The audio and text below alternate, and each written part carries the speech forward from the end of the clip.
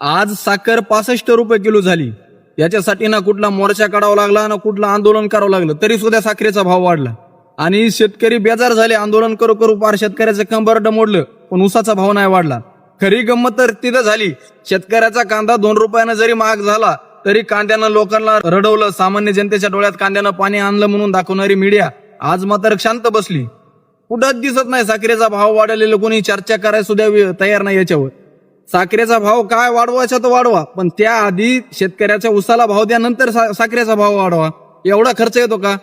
शेतकऱ्याचा ऊस तुम्ही घेता 2.5-3 रुपये किलोनं ऊस घेता आणि 65, 60, 70 रुपये किलो पर्यंत तुम्ही साखर विकताय.